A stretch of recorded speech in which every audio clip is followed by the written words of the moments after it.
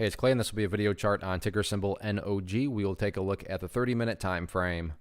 Real quick, what do I mean by 30-minute in case maybe you're new to charts? Instead of each one of these candlesticks here representing 1 day's worth of price action, which is what you would normally see, each one represents 30 minutes. So while this here may look like several days worth of time, it's actually just today's price action broken down into 30-minute time slices. I like to this time frame. Think does a good job of telling the quote-unquote story of the price, and then makes mapping out levels of support and resistance a bit easier to see. And I think in this case makes mapping out the setup quite straightforward because it is a very interesting setup. And this will mean a little bit more to those of you that have more trading experience. But if you do, I'm sure you've seen a stock where it gaps down, and after it gapped down, it does something like this, and then it just bleeds and continues to bleed the remainder of the day. Obviously, that didn't happen here. The price after the gap down, yeah, not the best thing. But from that point, the price just simply went sideways.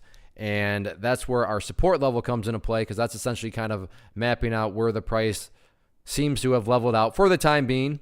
And that level right there, if you're watching level 2s, you probably know exactly what value I'm going to say here. And that's right there at the $1.49 mark. So $1.49, very clearly where the price has leveled out at. Now, don't get me wrong, though, and I really wish trading was this easy. Just because there's been a gap down and then just because the price went sideways does not mean that this thing is guaranteed to bounce next week. Now, would it be shocking to see a bounce? No, it wouldn't be shocking, but myself nor anyone else can say it's going to for sure bounce, because that would imply that there's a such thing as a guarantee in the market, which does not exist. So again, shocking to see a bounce? No, but there's no such thing as a guarantee, so I can't sit here and say that this thing will for sure bounce. But in the event it does bounce, let's talk about a couple areas of resistance that the bulls are going to have to fight through in order to build momentum and continue to bounce, if anything like that gets underway.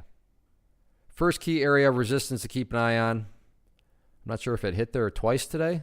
It did. Right up there at $1.55. So $1.55 looking like that's going to be the big old stubborn level there.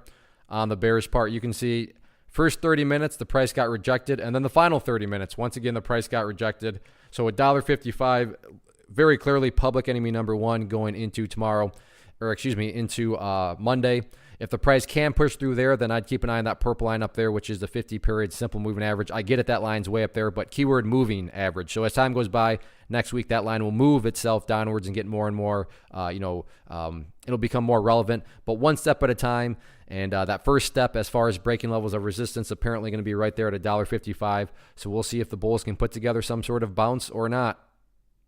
One of the biggest questions I get is, hey Clay, how do you find the stocks that you trade? So what I've done is put together a free resource guide where I talk about the tools that I use to locate stocks that I find interesting and think may have potential. So if that sounds like something that could add value to you as a trader, then click on the image that is up on the screen right now and I will email you the guide. The guide itself is very short and to the point, and best part, it's completely free.